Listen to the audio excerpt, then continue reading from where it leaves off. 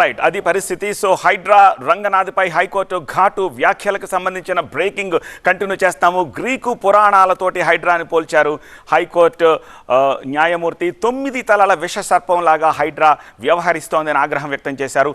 చట్టానికి అతీతంగా హైడ్రా వ్యవహరిస్తోందా, ఒక అజేయ శక్తిలా మారిందా అనే అంటోంది హైకోర్టు. ఓకే, మా ప్రతినిధి Ranjith, senior correspondent Ranjith continue అవుతున్నారు.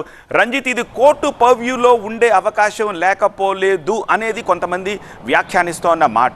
సుప్రీంకోర్టు మే స్టే అని కూడా అంటున్నారు. సో ఎంతవరకు ఆ ప్రాబబిలిటీ ఉంది? కోర్టు ఇచ్చిన ఈ తాజా ఆదేశాలకు సంబంధించి ప్రభుత్వం ఫైట్ చేసే అవకాశం ఉందా, లేకపోతే సున్నితంగా కోర్టు ఆదేశాలని పాటిస్తూ రంగనాథ్ని తప్పించి వేరొక ఐజీ స్థాయి అధికారిని అక్కడ తీసుకొచ్చి పెట్టే ఛాన్సెస్ కనిపిస్తున్నాయా? అంటే ఫర్దర్గా ఆర్డర్ కాపు వచ్చిన తర్వాత ఒక లీగల్ ఒపీనియన్ తీసుకున్న తర్వాత డివిజన్ బెంచ్ని ఆశ్రయించే అవకాశాలు అయితే కనిపిస్తున్నాయి.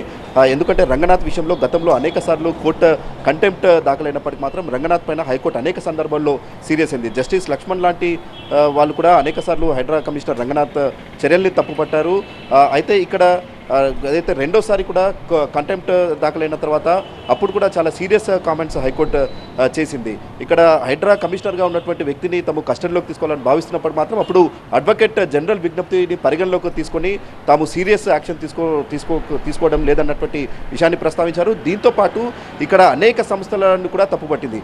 ఒకవైపు రెవెన్యూ కావచ్చు, ఆ తర్వాత జిహెచ్ఎంసీ, ఇరిగేషన్, ఈ అన్ని డిపార్ట్మెంట్లకు దానికి ప్రత్యేక చట్టాలు ఉన్నాయి. కానీ ఆ చట్టాలు ఆయా సంబంధిత శాఖలు తీసుకోకుండా అన్ని కూడా ఒక ప్రభుత్వ జీవోతో ఏర్పాటైనటువంటి హైడ్రా పైన డిపెండ్ అవ్వడానికి కూడా తప్పుపట్టింది. అందరూ కూడా హైడ్రాని ఆశ్రయిస్తున్నారు. ఇక్కడ మిగతా డిపార్ట్మెంట్లకు సంబంధించిన ఫెయిల్యూర్లను కూడా ఇక్కడ జస్టిస్ గతంలో తప్పుపట్టిన పరిస్థితి కనిపిస్తూ ఉంది. సో ఇక్కడ డిపార్ట్మెంట్లకు సంబంధించి హైడ్రా అధికారులని ఆశ్రయించడం, ఇక్కడ హైడ్రా కూడా కొన్నికి సంబంధించిన చర్యలు తీసుకునేటువంటి వాటి విషయంలో, అంటే హైదరాబాద్లో కొన్ని వందల చెరువులు ఉన్నాయి. హైడ్రా కొన్ని చెరువుల పరిరక్షణ కోసం ఏర్పాటైందని చెప్తున్నారు. కానీ వందల చెరువులు ఉంటే అందులో కొన్ని ఎంచుకున్నటువంటి చెరువులను మాత్రమే సుందరీకరణ చేయడం వెనుక హైడ్రా ఇంటెన్షన్ ఏంటంటూ కూడా గతంలోనే హైకోర్టు ప్రశ్నించింది. రెండోసారి ఇదే లోతుకుంటకు సంబంధించిన కంటెంప్ట్ దాఖలవుతున్నప్పుడు కూడా హైకోర్టు ప్రశ్నించింది. ఇక్కడ హైడ్రాకు సంబంధించి తీసుకుంటున్నటువంటి చర్యల పట్ల తప్పుపట్టింది. అక్కడ వందల చెరువులను పక్కన పెట్టి కేవలం కొన్ని ఎంచుకున్నటువంటి చెరువులనే దాన్ని సుందరీకరణ చేయడం, దాని వెనుక హైడ్రా ఇంటెన్షన్స్ని తప్పుపట్టింది. ఆ తర్వాత ఇక్కడ మిగతా డిపార్ట్మెంట్ల ఫెయిల్యూర్ని కూడా తప్పుపట్టింది. సంబంధిత శాఖలు, ఆయా శాఖలకు సంబంధించి లాని అక్కడ ఇంప్లిమెంట్ చేయాల్సింది పోయి అందరూ కూడా ఇక్కడ హైడ్రా పైన డిపెండ్ అవ్వాల్సిన పరిస్థితి ఎందుకు వస్తుంది?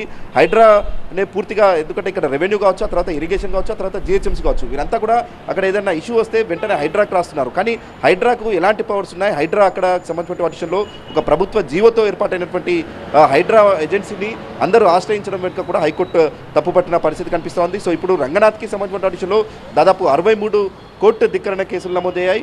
రంగనాథ్కి సంబంధించిన విషయంలో దాదాపు 2 ఏళ్లుగా కూడా అనేక హర్డిల్స్ని హైకోర్టులో ఫేస్ చేస్తూ వచ్చారు. ఇక్కడ బతుకమ్మకుంట చెరువు కావచ్చు, ఆ తర్వాత మూసీకి సంబంధించిన విషయంలో కావచ్చు, ఆ తర్వాత అమీన్పూర్, హయత్ నగర్, ఇలా అనేక అంశాల్లో కూడా కోర్టు ధిక్కరణ కేసుల్ని చాలా సీరియస్గా పరిగణించింది.